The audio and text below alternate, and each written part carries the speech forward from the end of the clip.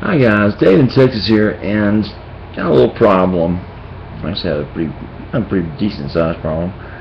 Anyway, I was just coming back from my doctor's office, and I walked into our entry hall, and I look over, and this huge package is there. I was like, what the hell is that? I looked at it and thought, that's a cello. What the hell is a cello doing? Somebody's ordered something at Tang and came to the wrong house. Must be a neighbor or something. Because this thing was huge. Much bigger than a regular guitar styrofoam thing they send. You've seen them a million times. Shouldn't be making sense to unbox these anymore. So boring as hell. Anyway, turns out it's a guitar in a case, which I don't buy cases anymore from China. And it's a great big jazz box guitar, which I didn't buy. It just friggin' shows up. I'm thinking, well, maybe it's a gift, because my contact there, promised me he'd send me a free one for every X number of guitars that, people would say, hey, Dave in Texas sent me here. That was a bonus, right? So anyway, it's something I would have chosen myself, because I make the videos I make from these guitars I get from China. Everyone says how to spot a fake such and such. Well, this particular brand is so fake and so badly done to try to fake somebody out. It's like you'd have to be an idiot not to realize it's a fake. I mean, I've played it for a little bit before it broke. It's a good guitar. It sounds okay. It plays okay. It's got the same problems as every single one of them have. Bad electronics, bad pickups, bad frets, bad tuners, bad nut. Everything on it needs to be fixed and replaced as usual. Nothing, no surprises. The surprise is it shouldn't be here. Anyhow, I was playing it yesterday, and late yesterday night it broke, which is like, no surprise there either. So I took it out and took it apart and started looking at it. Alright, trying to find out where it broke. Maybe I can just, do a quick fix on it. Well, unfortunately I couldn't. So I take it out and start looking at it. And of course I realized this is the way they do these. I need some room here. This is the way Chinese do these hollow guitar body wire-ups or setups. You see this? Zoom back a little bit. Now, this will go right back in the guitar as you see it. Right? Over here, you can see over here, here's how it's done on the other parts. Just as you see it. You have your three-way, which is at the top of this guitar model. Right? You have your, sorry guys, you have your four control knobs, mainly down on the bottom right hand side. One's on the left hand side on the bottom. And your connector, guitar jack, is on the side, like most of them are, instead of the front. And you have your wiring that goes in from your pickups, right? So it kind of looks about like this. That makes any more sense. Three-way volume, right? Very long lead to your next. Sorry, that's not a volume. That's a tone. No, it's not. Where is that? Okay, yeah, that's the volume. There's one over here, right? Very long lead, goes over to the tone, which is on the other side of the guitar. See that long yellow and green line? See that? All the way over, right? Because one's on the far side and three are on the near side. So you have these three here, alright? Two tones and one volume pot all together. A volume pot way away from the others, a three-way up above the others, and then the jack on the side. Where does that run off to, right?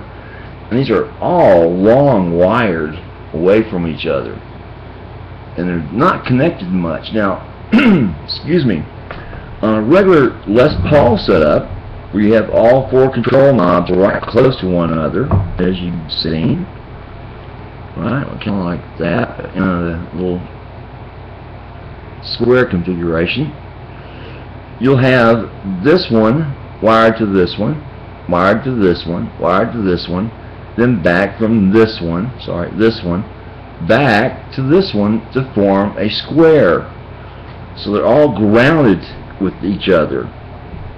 Does that make sense? Okay? And it makes for safety's sakes and everybody's happy and blah blah blah. Right? And of course then you have your grounds to your jack, and you have your grounds from your bridge inside the guitar itself to the back of one of these potentiometers, and it's like, whoa, wait a minute, no you don't. Where is that? That should be hanging down from inside the guitar. But guess what? It's not. They didn't ground this thing. That's why it was buzzing and humming and giving my amp a lot of shit. I'm thinking, oh wonderful. Of course, you know, I'll get killed by, you know, having a non-grounded electric guitar. You may get a good shock out of it. It's not going to fucking kill you. Unless it's like you're staying in water or something stupid. But anyway, I've got to redo that, or at least that's safe. Or actually take off this bridge here. Come on, guys. Take off the bridge. Oops. Which is not connected anyway. Drill a hole through. Alright. This is just pressure mounted on here. Drill a hole through. Or I actually use one of these screws here, is what I probably do, on the Bigsby, and ground it to that. The easiest way to do it. No more holes. Anyway, you gotta have a ground in there somewhere, back onto the top of one of those pots. Now, as you can see, there's a lot of room inside that hollow body, so it's gonna be real easy to work with, get those parts back in there, as compared to a semi-hollow, or like a Supreme, which I still have my Supreme opened up for you to look at. You know, it is a supreme pain in the ass to try to rewire this thing. Alright, is it nice rich mahogany in there? Well, through that hole the wire's coming out. Right, that's the ground. It goes back to this bridge right here, this Wilkerson roller I put on there. And these 4 holes I've widened out. You have to put these parts back in there. Well, actually, they are these parts with smaller shafts. So they're already pre-wired. You go inside those holes and come up through those holes with nothing in the back to pull them through with, because it's a solid body Supreme. Very hard to do, very tricky. Alright? Very much harder than a semi-hollow or a hollow. Trust me, I've done them all, and it's a lot easier to do this hollow body by far. It'll take me an hour to get it done once I have all the parts in my hands. Anyway, I was really shocked to see that it had no grounds. Next shocking thing, no pun intended, I didn't recognize these pickups. They're labeled bridge and neck, B and N on the back of them. Usually they have nothing on them because they're from China. And usually they're not over 12s. I've got 14.6 on the bridge, you know, that rock and roll sound, which is a pretty good pup for a Chinese pup, 14.6. And I got a 9.4 on the neck, or the N, as you can see, which that's kind of, you know, that's kind of normal, nice mellow jazzy type thing. And just can't believe that thing's not grounded. That could have been dangerous. Anyway, I wanted you to see this wiring configuration, because like I said, normally you'll have an H pattern where all 4 of these pots are connected, as you see right now, like an H pattern, a square pattern, right, on top of the other, one on top of the other. Or you'll have a solid piece of wire going from one to the other, to the other, and back to the other to form a rectangle shape. Or later on, they have a piece of aluminum that causes the pups upon pots to touch one another, right, which is grounded again. And this one, for some reason, they just don't have it. It's wired up a little bit differently, a little bit oddballish compared to the other ways I've seen these wired. Like the old style wiring, it's different from that. It's different from the humbuckers with Seymour Duncan. However, like the Seymour Duncan, it's got 2 wires coming out of there. And now here's another oddball thing about this particular guitar. I'm looking at copper wiring. I'm not looking at aluminum like inside the bass I just showed you, or the other guitars I showed you. They're actually using copper wire now, which I'm sure costs a little more. I don't know how much more it would cost, but every one of these is copper. Now, they may look silver at the tip because they've been tinned with the silver solder, but that's actually copper wire, which just, you know, just knocks me out there going to that much trouble. Now, also, they're still using those cheap ass pots. This is a 20. What is that? I can't really read that.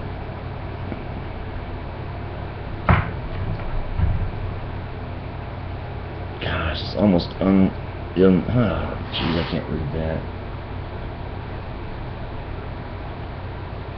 No, that's a 47. That's a 47.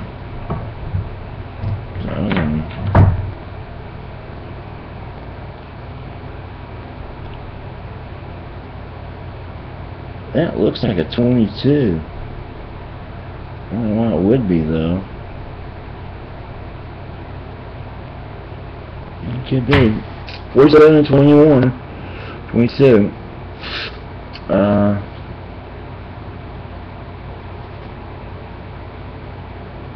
Yeah, it is.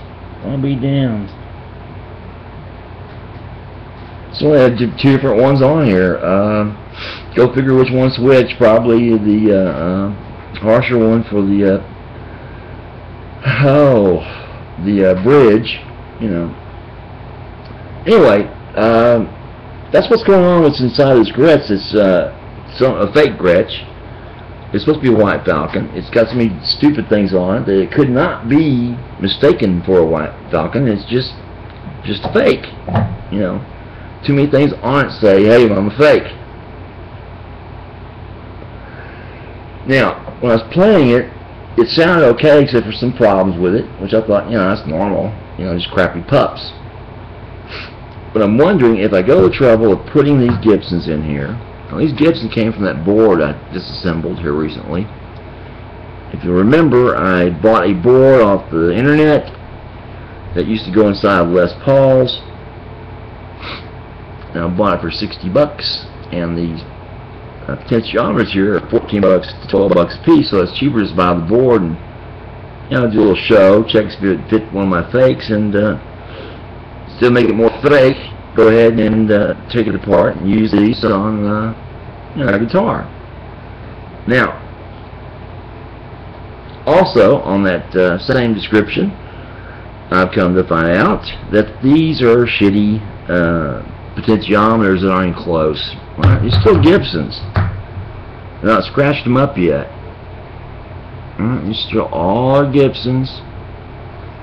Made by CTS. They're very heavy, so they're old specs that I guess Gibson gave to a CTS. The brass long shafts. I'll have to shorten that shaft so it doesn't stick way out beyond the guitar's body, because they're just not that thick right there. And a lot of times I have these tangs. You'll see that tang sticking up right there on my fingernail. This thing right there, that tang. I'll take some of the length off of the long shaft as well. And if you really want longer shafts, you just, you know, leave those up. Sorry, you push them down. If you don't, you push them up. Which I'll push them up and add a few washers and stuff to it to help, you know, make them shorter on the body itself, not stick out like sore thumbs. Only problem is 2 of them are 300 range, like 304, 306s, and 2 are 540 somethings. So I'll put the 540s at the volume and the 300s at the tone. I'll throw on some 22 orange sprigs. That's what I got here. I got 22s and what? What else have I got? Hold on, guys. I'm gonna check it.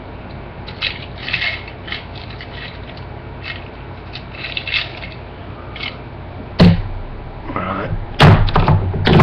Inside my kit, got other ones. I got a set of 47 3Ks. Set of those. I may use one of those like they did here on one.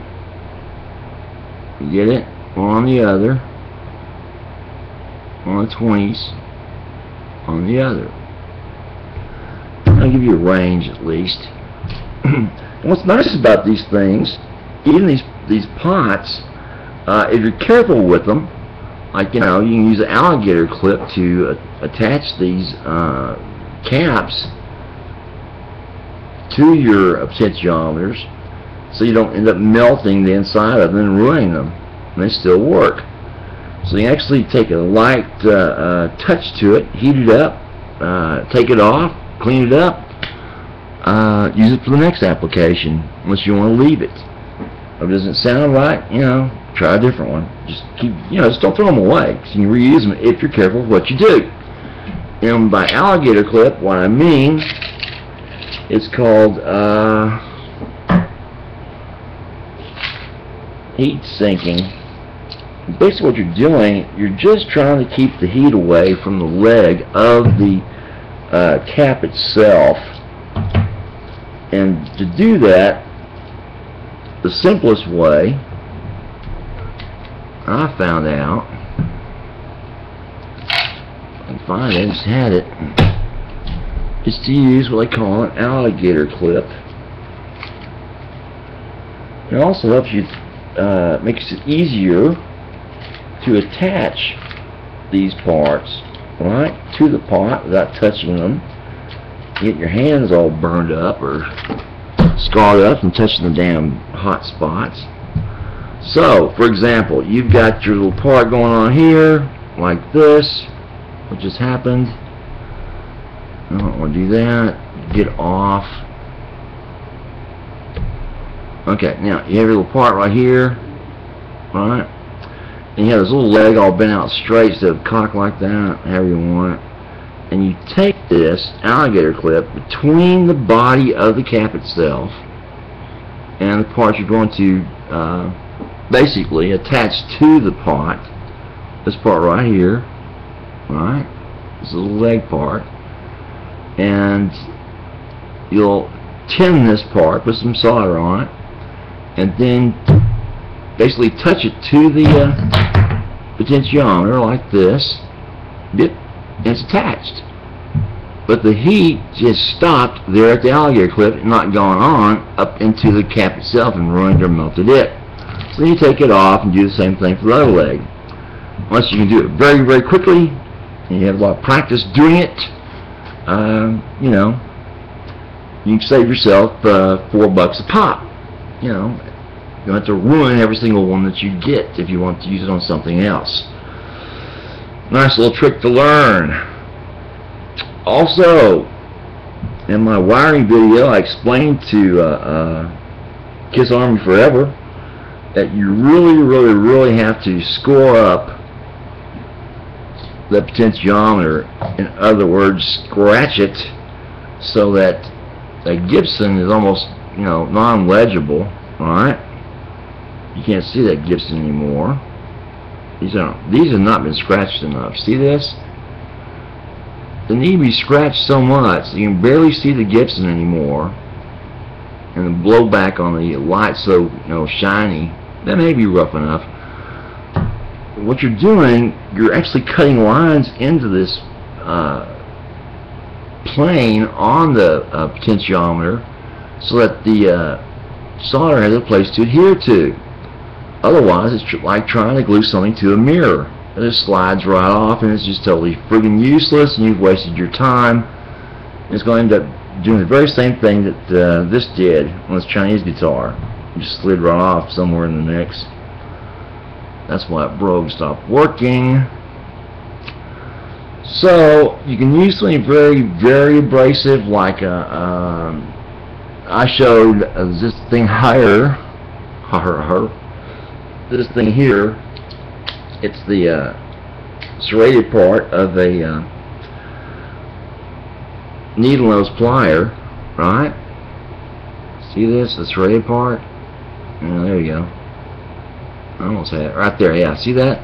Just take that and just scratch the shit out of the back of that Gibson potentiometer. You'll end up with a bunch of fine lines all up and down it, all around it. And that's what's called scoring the metal for the solder to stick. Now don't forget, you may want to cross cut that too, or scratch that as well. Get a nice deep pattern into it. And once you've finished, it should come out looking something like this. See how scratched that looks? See that? All those deep scratches? Once you finish, you take a dry cloth and wipe it off, making sure you get your finger grease off of that, because your fingers have grease and oil in them. You don't want that on the potentiometer when you try to solder on the parts, the new parts. So you wipe off the dust that's created, wipe off the grease from your fingers from handling it. If you have to, you can take a damp cloth and just wipe it off real quick and let it dry. But that's the way it should look before you attempt to try to solder something to it. Like I said, otherwise you're just spinning your wheels and you're going to have a lot of trouble getting inside the guitar and have it just snap or just fall right off. And you're back to square one again. What a shitty life that would be. Now, next on these parts, using them again. Now, I probably won't use these ever again. Basically, because I hate these parts. These small 500s from China aren't really 500s. They're 350, 410. They're all over the place. Not one was hot, so I thought, well, hell with that. And they tend to break easily. Right? They fail quite readily. As well as these three-ways I'm showing you right now, they fail readily also. Okie dokie. And I think the best three-way to buy is at DiMarzio. And it's an open three-way where you can see the connectors. When you actually turn this toggle or flip it, you can see it open up the switch inside there. Right? Push one leg away from the other, or allow all legs to touch or not touch or whatever. Okay? Those are the best. Not only can you see a problem in case you have to bend something or adjust it, but you can also see if it broke off. And these, being so cheap and flimsy, the first thing that happens, these little legs, you overheat them, you know, but even just barely overheat, they break off inside and they just shake and rattle and roll, and they're no good anymore. What a pain in the butt ski that is. Right? Now, when replacing this, I'm going to use the exact same wires, since they're copper anyway. They're the exact right length, so why bother cutting some new ones?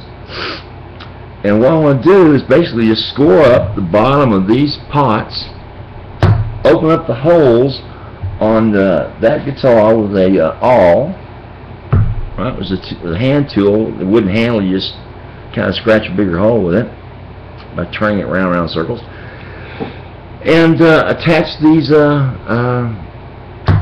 pots the same way they were attached on the original wiring, since it already worked. And I'm going to leave those pups alone and see how they sound with the new potentiometers and the new capacitors on them. If they come out sounding worse, well, I'll just need to start looking for a set of 57s to put in there, or some TV Jones. I don't know. I've got a set of TV Jones laying around the workshop, but they're the chrome colored ones. You know, that big H shape to them, you know, which I don't much care for. And unfortunately, this is all gold, so I'm trying to keep it at least looking normal, not even more fake. What else? The only thing I really need to get is a new 3-way. And I want to go out and get a stereo jack. As you can see, this is a mono, right? And they don't make these very well. It's very flimsy, very cheap, very easy to bend. This particular part here contacts the hot leg for the guitar, and basically it just breaks and bends and goes soft on you. With the stereo, heavy duty Marzio, or whatever they call the guy, thing lasts for friggin' ever, you know. And it's like I said, stereo, so it's built like a brick shit house, which I do appreciate because it's only like twice the price, but you know, $9. Come on, the last price is long, and it's long enough. See this length of this thing, this screw. It's long enough to go through the body guitar, and you get a lock washer on there, so it doesn't constantly become loose like all other guitars do. It's worth the money. I guarantee that. Okay. Now, I think that's about it. I've already done this video once, and it crapped out because YouTube crapped out on me, so I don't want to push this too far. But that's it, guys. Any questions? Give me a holler. Dave in Texas. Bye.